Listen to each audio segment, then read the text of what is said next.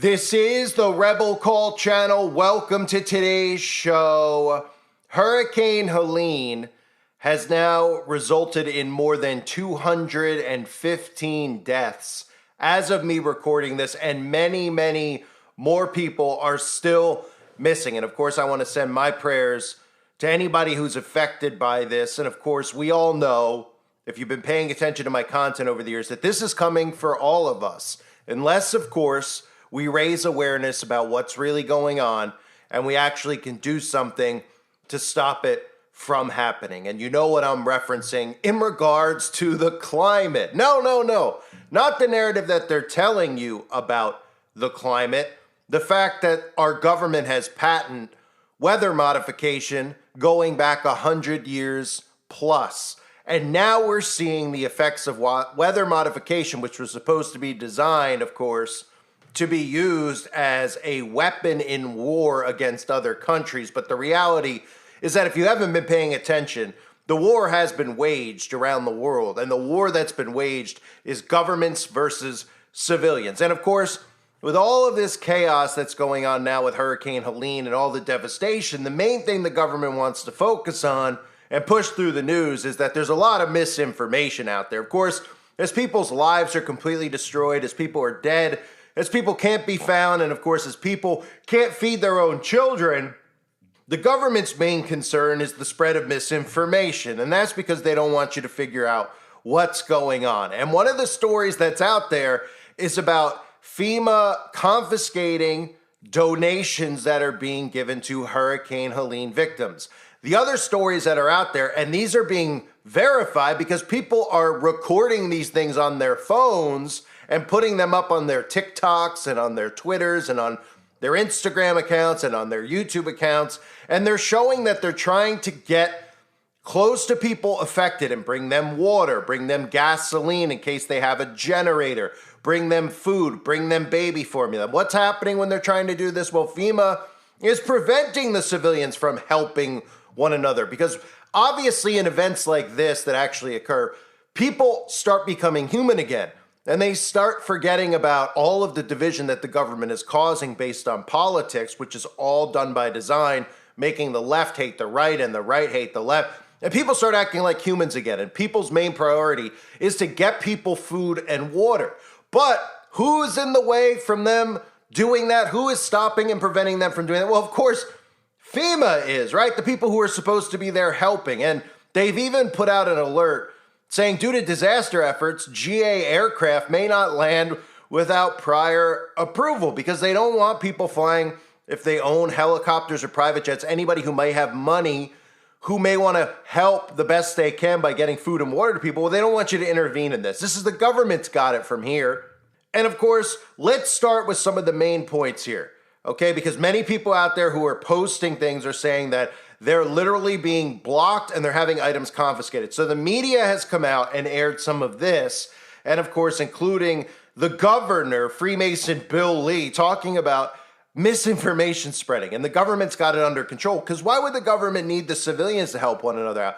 They've got it, and make sure you stick around because I want to show you what they want you to think is going on and what's really actually going on. So let's start with some of their propaganda that they're airing, of course, to continually be able to herd the sheeple into thinking that FEMA's there actually helping, when we all know what FEMA's job is in all of this. Communities remain cut off because of destroyed roads. Debris is piling up in Douglas Lake. And now we are seeing misinformation spread online. Federal and state agencies aren't stopping donations, but that fact hasn't stopped a string of false claims online. And 10 News reporter Lauren Lovett joins us now. You went straight to the director of TEMA and the governor for an explanation and their reaction. Lauren. TEMA's director, Patrick Sheen, says officials are not and have not been taking donations away. Right now, they're helping organizations that are overwhelmed by donations. Sheen says in Cocke County, they're getting too many donations, and now that's affecting how they're able to help and how people can get help. He says these rumors around government officials taking supplies is absolutely untrue. When we spoke to Governor Bill Lee today, he agreed. Be very cautious about misinformation. The government is not taking resources. If it doesn't seem to make sense, it's probably not happening. TEMA had asked people to hold off on donating items that have not been requested. That was in order to locate and rescue over 100 Tennesseans that were missing. Sheen says the volunteer spirit is great, but people will continue to need help. Right now, donors need to listen to leaders. Don't just think about today when it's easy to think about because it's front and center. Find the time to help them 6 months from now and 1 year from now as well, because they're still going to be suffering. They're still going to be heartbroken of the loss they've faced, and they're still going to be trying to rebuild as they get on with their lives, and they'll need help then. Welcome back, everyone. Well, as the cleanup and the recovery efforts continue across our area, patience is understandably running thin for some people who are facing a very uncertain future. And ABC Action News reporter Michael Paluska is on Treasure Island as people are pleading for something to be done, and now. I'm Michael Paluska here at Sunset Beach, and we just talked to a gentleman who is practically irate because he's been going in and out of this area. It's a long walk down through these dunes, but no one's being let in that lives here. Just contractors and FEMA and police. And look, you can see these guys are carrying gallons of gasoline. People are trying to lug their ice in. There's people carrying their children. And he was extremely angry that they said FEMA's in control, we can't do anything. But all these items that they're trying to get in and out, like ice, food, check on their properties, take out valuables because of looters, they got to walk it in and out. So this was him trying to get answers from FEMA just a few minutes ago. You're going to send it to the right people so that they can help the necessary residents. So you can help the residents here. You are not helping the residents. Okay, but why did you stop it 3 days ago when the people need help now? And another resident we spoke to who's been shuttling things back and forth on her bike also told us she feels as though this area, Sunset Beach, Treasure Island, has been abandoned. What's your message for the state and for the federal government? He wants Get down here and help us. So that's the main priority, right? Misinformation, alerts being put out, and people are very upset about what's happening out there. So the government wants to make sure that you know and you think that FEMA is actually helping. But what they're really doing is stopping trucks from coming in with supplies. They're stopping helicopters from people who actually have helicopters, or agencies or companies that have helicopters are trying to use it for good to bring in goods to people out there who may need it, things like baby formula. And FEMA is saying, look, you can't get in here because we've got it under control. That's the only excuse that they actually give. And this is where they start trying to hijack the narrative. So it's important to pay attention to this, okay? So Mayorkas, this guy is just, I mean, he's one of the absolute worst. But remember, they've perfectly selected these actors and put them in these roles because these people really could ignite a fire under you when you see these people operate, right? Biden has done a great job. Trump has done a great job. This is another guy who is playing the role perfectly because this guy is doing everything he possibly can to be completely incompetent. In fact, to completely commit the act of treason while still being in power. So Mayorkas has come out and he's warning that FEMA is lacking funding. So all of this tax money that we spend, right, they're gaslighting people and saying, well, FEMA doesn't have funds because we're giving our tax money away to other countries, right? So this is the narrative that they want to keep you stuck inside of. They continually want conservatives to think that all of our tax money is going to migrants and illegal aliens, right? But the truth of the matter is that FEMA, the funding that goes into FEMA is not for migrants. It is not for immigrants. That is a gaslighting tactic. What FEMA is doing, if you're not paying attention, our tax money is going to FEMA, and FEMA is using our tax money to buy and destroy any homes that are in these areas. This is literally FEMA using our tax money, going into places like this, and making sure that people do not stay there and do not attempt to rebuild. This is what they just did in Lahaina. This is what they're doing in all of these disaster zones. They're going in there and they're making sure that the people who say you survived it, say your house had somewhat of damage, but they want you out of those areas anyway. So the couple houses up the road may be completely demolished. Your house may have stood and you may say, well, I'm so glad my house is still standing. Well, it doesn't matter. FEMA is coming in and they're going to tell you that your house is unlivable, that the area is unlivable, and they're going to buy you out if you survive. They're also going into zones outside of these areas and buying people out for double the property value. And they even tried to put propaganda out there this year that I covered where they were trying to explain why the United States government is buying and destroying homes. So just to get this straight, FEMA is funded by our tax money, and FEMA is not housing migrants. FEMA is being used to herd people, and I'll show you eventually what life looks like with FEMA. But let's start with this piece. Take your mind off of the narrative that they want out there, where they're saying FEMA's broke because they're housing migrants, because they want to keep you stuck in the left and right. They want you stuck in this whole, well, we could change everything when we go and vote. But really what FEMA's doing is buying people's homes with our money. They're buying people out, and they're moving people out of certain areas. They are herding humans like cattle. They're drilling us with weather, and they're moving people out of these locations. This is what FEMA has been doing with your tax money. The U.S. government is buying up and then destroying American homes like this one. Some homeowners in floodplains may voluntarily sell their doomed properties to the government. Since 1989, FEMA has funded something on the order of 45 to 50,000 home buyouts. FEMA is estimated to have spent somewhere around $4 billion on the project so far. But that's just a fraction of the total amount spent on buyouts, since there are programs outside of FEMA. But not everyone is convinced buyouts are a good idea. It's a bit of a mixed bag. I think in some cases they're successful and in some cases they're not. Any person that is moved out of harm's way is a positive move forward, provided that they're given appropriate resources to move and to start their lives anew somewhere else. Because there's so much variation, sometimes buyouts are heartbreaking and sometimes they're a celebration. Kind of tugs at my heart a little bit. I was there for 17 years. I'm like, they're going to tear this house that I was living in down. I miss the neighborhood, but I'm happy in this location. It's not in a flood zone. Buying up homes and demolishing them seems pretty counterintuitive to solving the housing crisis. The U.S. is still short up to 7.2 million homes. We're talking about a crisis of affordability in housing across the country, combined with the crisis of the climate change's effects. How do we ensure that we provide for our population while making sure that they're not in harm's way? So do floodplain buyouts help or hurt American homeowners? And can the U.S. afford to bail out communities? The general way the floodplain buyouts work is that a disaster occurs, there's damage done to people's homes. The community, the local government, they decide that it might make sense to offer buyouts to residents in those damaged areas. Most often, the local government and the state then request funding from the federal government. They receive the funding. They make an offer to purchase a home from someone who has a damaged home. That homeowner decides whether or not to sell. If they sell, they relocate somewhere else. The government owns the property. They demolish the home and create open space.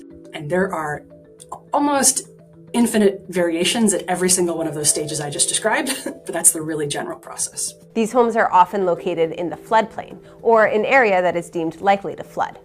One of the most successful buyout programs has been in the area near Charlotte, North Carolina, where there's almost 20,000 acres of floodplain.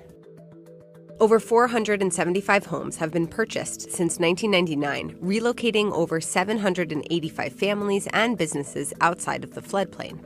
My name is Andrea Jones. I'm 59 years old and I work for a bank. So I've been in the banking industry for 36 years now.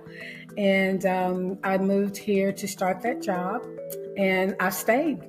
Didn't have a reason to move back to South Carolina until now. I moved with the buyout program in May of 2023, so 10 months now, 11 months now. I do consider myself a member of the Charlotte-Mecklenburg community because I still work there, and that's where I do the majority of my shopping. My doctors are still there. I didn't move any of that because I'm not that far away. So I am still a member of the community. I just don't live there anymore. The county says $90.5 million have been invested from federal, state, local, and other sources, and claims it has avoided $40.9 million in losses. Some of the largest programs that support floodplain buyouts are FEMA's Hazard Mitigation Grant and 3 programs from the U.S. Department of Housing and Urban Development, or HUD. They all come with different requirements and different provisions. For example, from FEMA, the flood buyouts tend to occur for severe repetitive loss property, so places that have gone through several floods. For HUD, for example, if a state chooses after a disaster to use its funds to allow for buyouts, then those homes that went through the flood are eligible. On average, federal buyouts can take 2 to 5 years, though 80% of FEMA acquisitions are approved in less than 2 years. And that's a long time to wait if your home has mud in it and you're trying to figure out whether to rebuild or not. And it usually is predicated on which program is funding the buyout. Some buyouts have happened in as little as 3 or 4 months, especially when the funding comes from the state or local level instead of the federal. It was a letter sent through the mail, and it was sent to all of the homeowners on the street. Within 3 years of me being in the house was the first time I experienced the heavy flooding. It came up to my mailbox. You could not see the street. You could not see the beginning of my driveway. A couple of years later, the street flooded again. Because of the pandemic, finally got everything completed in December of 2022. Signed my contract for them to purchase my house in January of 2023, and then we had to start the appraisal process. Once they did the appraisal, I did a second appraisal. They allow you to get your own. The one thing I didn't like about that was my appraisal had to include the flood zone. And I thought because my house was not in the flood zone when I purchased it, that I didn't have to do that, but they said, yes, I do. Once I found a home, the process was easy. I told them when I could move, and we scheduled the closing. So the home that I was in, we closed on a Thursday, and then I closed on this home the very next day. Andrea said some of her neighbors took the buyout, but others didn't, especially those who didn't have a mortgage. The estimates of homes in the United States who are at risk of being flooded ranges from somewhere to between 4 and 41 million by 2100. That's a big margin of error, but regardless, if we've spent the last 30 years buying out 45 to 50,000 homes, and in the next 80 years we need to do 4 million, we're nowhere near the scale that would be required. The FEMA grants are funded through a cost share, where the federal government provides 75% of the money and the remaining 25% comes from a different agency, the state or local government, or the homeowner. In some instances, the 2021 bipartisan infrastructure law can cover 90% of the buyout with federal funds. The non-federal funds are generated straight from the tax revenue or income tax revenue. Sometimes they're coming from a sales tax. There's a couple communities who put in a sales tax specifically for this issue. Sometimes it's a bond measure. Sometimes it's volunteering the fire department's time, for example, to demolish some of these bought out homes, or it's other voluntary donations in kind of time or services or others that are meeting those requirements. Some communities may not have the funds to support their part of a plan like this and worry the buyouts could chip away at their already stretched tax base. Downtownship's mayor says without its Bayside sections, the rural community's already small tax base would be decimated. We're not going to have any ratables or revenue left, and I don't see anything else except bankruptcy. We're a hurting community in terms of we are built out. We're 2 square miles, and every home we knock down, we lose the tax revenues, and there's nothing to replace it. Individual homeowners may also be concerned about how much money they'll be able to make in the sale. The water was up to here. The idea is that the government will buy the home for the same value that someone could have sold their home on the private market for a private sale. But that doesn't mean every homeowner will be happy with their buyout offer. Right now, the way the market is, it wouldn't be, it wouldn't be to our advantage. How much would you lose? At least $100,000. It's not just our home, it's our entire life. It's everything that we've worked for and built up to this point that we're gambling with. You're typically going to run into a situation in which the value of the buyout offer is not going to match what it's reasonably going to cost for the recipient to relocate to a higher, drier, safer location outside of the floodplain. That could be because the average cost of a house in the U.S. has jumped 3.5% from 2022 to 2023. The house originally sold for $135,000. That was back in 2006. The appraised value was $325,000. So we paid off the remainder of my mortgage. The new home was $437,000. Obviously, home values gone up. I did buy a nicer home than what I was in. If I'm going to move, I need to get what I want. This house is 3 bedrooms, 2 baths as well, but there is also a half bath. Even though I put a good bit of money down on this house, my mortgage still doubled. I had a 3.62 mortgage interest rate. It went up more than 2 points. I have a 5.99% interest rate now. And then the amount of the house, it was $206,000 for the mortgage, whereas then when I originally bought the other house was $135,000. The actual execution of the buyout work is done by the state or local government. And so those local governments can make lots of decisions that are appropriate for their context. How many homes they want to make offers to, how much additional assistance they want to make to help people relocate afterwards, how they use the land after it's purchased, and on and on. Larger buyout programs can offer additional incentives for the homeowner. For example, the Blue Acres program in New Jersey is able to negotiate lower mortgage rates for buyout recipients when they look to relocate. If a homeowner still holds a mortgage, the balance will be paid off to the bank directly. The land is then deeded to the local government with restrictions on how it can be used. You can't go in and redevelop. There's a few very, very small exceptions, like if you made a community garden or a park, you can put a restroom, but that's basically it. Like that's the level of reconstruction you could do. Ideally, the land is maintained as some sort of public benefit, like a park or a swale, which is a depression in the land that can collect floodwaters to protect the other homes in the neighborhood. Some municipalities even create wildlife corridors. Others won't have the funds to maintain or transform the land, and it simply remains a vacant lot. So this is the horror story we're now living in, right? Everybody's seen all the coffins that FEMA has accumulated and lined up over the years, all obviously pre-planned for events like this to occur. They can foo-foo this and tell everybody out there, well, that's what their job is. FEMA's supposed to come into these disaster zones and take care of business, right? Of course, they have to take care of business by not allowing other civilians to get involved and help each other out, because they have to stop that, because that's not what the goal of what FEMA's actually doing is. And if you haven't paid attention to what FEMA really is, you know those camps you were taught about throughout your programming in the school systems, where they had to program you into thinking that certain people were victims or actually the same people who are responsible for everything that's going on in the world?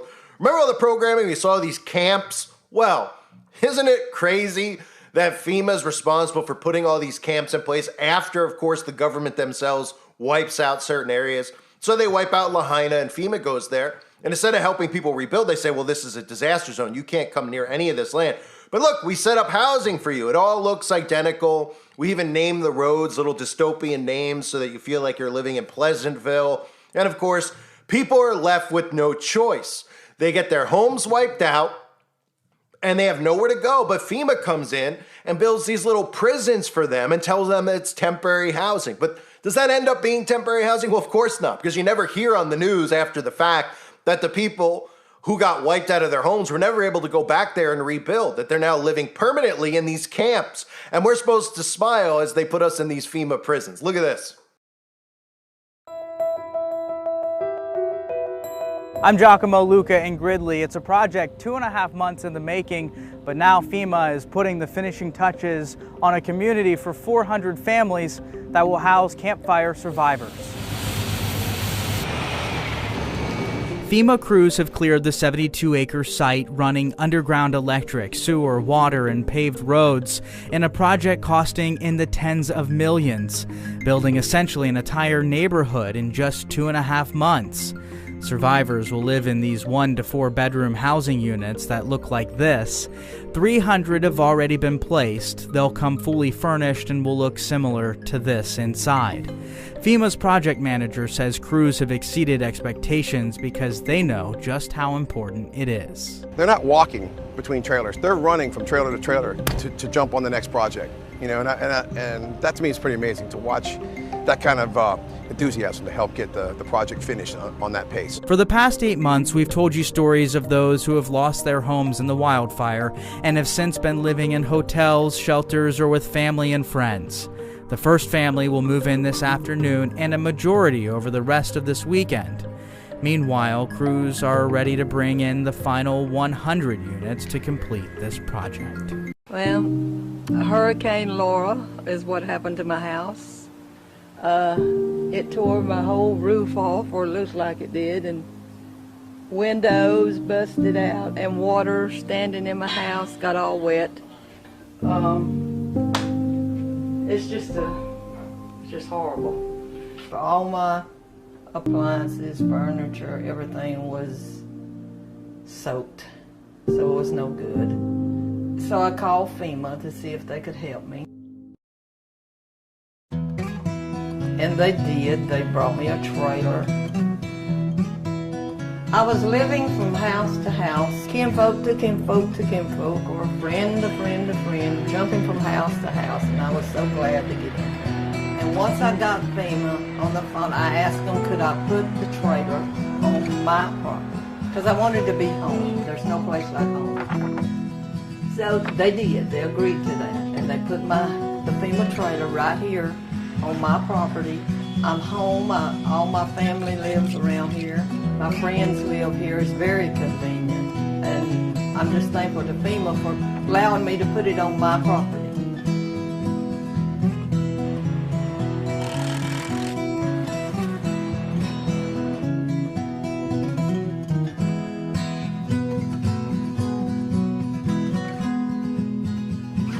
These people, FEMA, they are a blessing. They're giving me a home right now to live in, and it is such a blessing to me. I'm glad to be home, and FEMA made that possible. They really did. I'm here to license in a couple who, by their not to their own fault, have been received damage. FEMA has partnered up with Mosswood Estates. Mosswood Estates have, I want to say, about 300 units. We was hit with the first storm and my trailer was very damaged. We'd lived there for a long time and we evacuated to Mississippi. Me, my two boys, and my grandson lived in a 4-bedroom trailer, and Hurricane Laura happened and we left town. Other than that, we've been pretty much homeless, sleeping place to place. I slept in my car for about a month. People checked out my trailer and said it had a big hole, and they said you couldn't even walk in it. It was too dangerous. You'd fall through the floor. Just while we were in Dallas, we had to switch motels like 3 times. Then turned around and they finally come to us and told us we were going back to Louisiana. It's okay. And they put us in New Orleans. We had no idea what we was gonna do. We had no other choices. We had nowhere to turn. And then yesterday, I called and said they had a home for me. I am beyond thankful. This is really helping a lot. We didn't know what we was gonna do. I thank FEMA. I really do, because I just want to come home. I really do. We had no other choices. We had nowhere to turn. So that's the horror that's really happening in the world, right? The government, who has the ability to modify weather, is using weather to destroy people's homes, to kill people, to wipe people out of areas, and then herd people into zones that they want to herd them into, which eventually will be smart cities and freedom cities that they'll force people to live in. These areas, of course, are filled with resources, a lot of them that they're wiping out, and they're taking the resources. They're also going into these areas and deliberately going after people who are not toting the company line. In other words, people, like I've warned about, people in Texas and Florida, they chose Florida, which has always been a flip state, to become a conservative safe haven by design. Now, people in the left-right paradigm don't have a clue about what's going on because they think that their vote actually counts. But obviously, people with conservative mindsets understand how wicked globalism is and global communism is, and the majority of them are Christians. So what I'm trying to do is pull them out of the left-right paradigm, because guess what? This criminal organization known as your government, nobody that you vote for is, you think they do all this stuff and then your vote actually counts? What they do is they want you to think your vote counts because they keep you under control. They keep you thinking that you still could do something about it, but what you could do is vote, because they don't want a revolution to occur. While they're doing this to people with weaponized weather, by doing all the other things that they're doing, including trying to poison everybody and take people's jobs away who refuse to comply and poison themselves. The governments have gone completely rogue. But the vote is so important because it's your consent. You're consenting to all of this occurring. And it's also keeping you from actually doing something about what they're doing to you, because there's more of us than them. So they need to keep you trapped inside of the left-right paradigm. So they're herding all these people to these states. They're hitting them with weaponized weather. FEMA's coming in, and of course, they're not doing anything that they claim to do. People go, well, FEMA's there. Maybe they gave somebody a bottle of water. Highly doubtful. But if you go there and you have hundreds of thousands of dollars and you're from out of state or you survived the storm and you want to go there and help, guess what? You're not allowed to help. Let the experts handle it from here, right? That's what you're told. Let the government handle it from here. We don't need your help, even though they do need your help, but they don't want to actually help. That's not what the goal of this is. It's to get everybody out of these zones, make sure nobody's staying in these areas because they're not allowed to. Anybody who survived, their home survived, they're taking out of there and saying it's too dangerous for them to stay. They'll make up stories about, well, the ground might cave in. There could be an electrical fire in your home. We got to get you out of here now. And it's only temporary, of course. And then they never return to these areas, right? They end up in those camps that look a lot like those camps that we were told about growing up, that people were locked inside of. Just the difference is that they've created this dystopian hell where you're supposed to smile when FEMA shows up and puts you in these homes. And you're supposed to be grateful that they're even giving you a home to live in.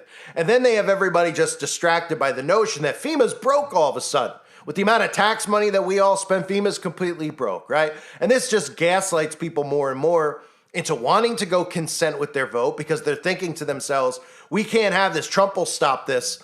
All of our tax money's going to Ukraine. All these other people but our own, right? And the government, of course, deliberately comes out on national television and tells you, well, we're giving $700 to everybody. Right? And how irate do all of the civilians get? Very irate. But they don't realize that they're baiting them. They don't even have to tell you how much money they're giving. Kamala Harris comes out and says we're giving $700 to each victim. Right? Same thing we heard in Maui. This gets people irate. This gets people to do what? Well, nothing. Nothing. It gets them to go and vote. And that prevents a revolution from actually occurring. And a revolution does not have to be anything violent. I'm not calling for violence. I've never called for violence. The revolution is not participating. The revolution is taking steps backwards with everything that they've tried to normalize and get you on board with, which mainly means technology, because all of their control comes through technology, comes through the digital ID, which is why they're hellbent on pushing it now. It comes with your consent to do all these things on the internet where they have control over all of it, where they make you think that you're freely doing these things when they're listening and spying and reading emails and getting inside of your mind so they know what you're thinking at all times, because the internet has just become literally a hive mind. But it's also become a consciousness in a sense, because everything that you put out to the world, they're paying attention to. And they want to make sure that everybody stays stuck in this left-right bubble. The illusion is that the government is really against people who are voting for Donald Trump. That's not the illusion. They're against people like me and you who listen to this channel. People who are not falling for their propaganda, who are not buying into the left-right, who know that they're getting worked and played. They want you to stay in the program.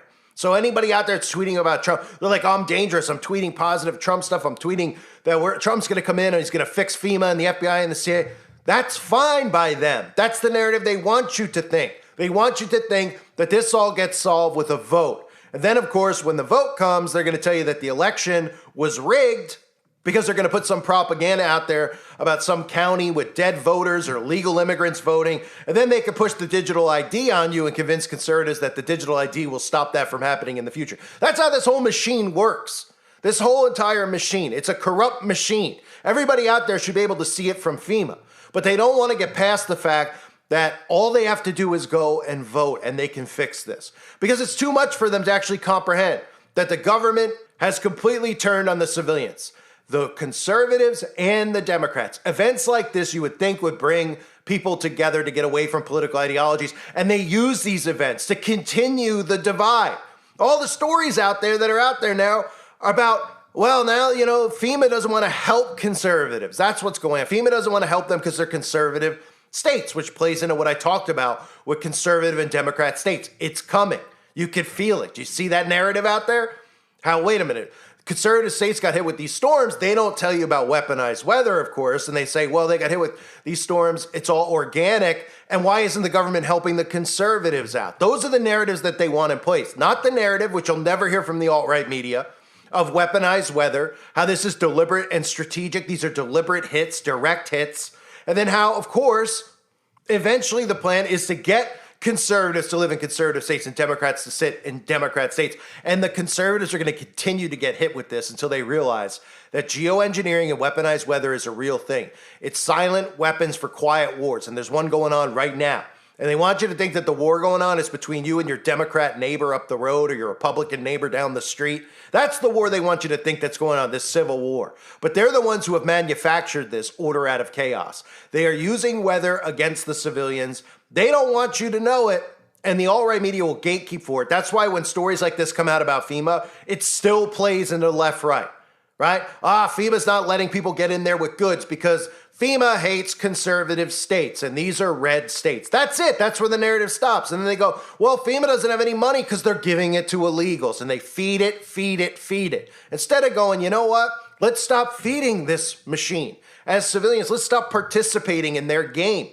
Let's pull ourselves out of it. Because if you pull yourselves out, they take their foot off the pedal because they don't want to lose control. If they see everybody stops buying this, they'll say, all right, well, we don't want to lose total control. We don't want these people to completely pull away and disband from us. So we'll pull our foot off the pedal a little bit. We'll do a little bit less. Maybe we'll push the digital ID back. Maybe we'll push, the climate initiative back. We'll just take our foot off a little bit. Because if we lose full control of the people, we lose all of it. Because there's way more civilians than there are corrupt politicians and satanic corporations and all these people in secret societies. We outnumber them. But you got to get yourself out of the game. And they're playing games.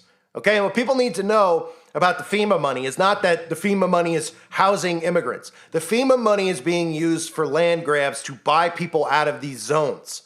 That's what our tax money is going for. We're literally buying property. Our tax money is buying property. And it's not buying property for me and you to live in. It's buying property for the government to seize so that they could continue to move you because they look at you like cattle.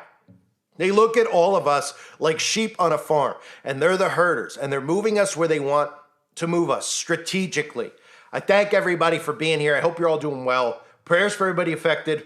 Share this video with others. And God bless all of you as always and your families.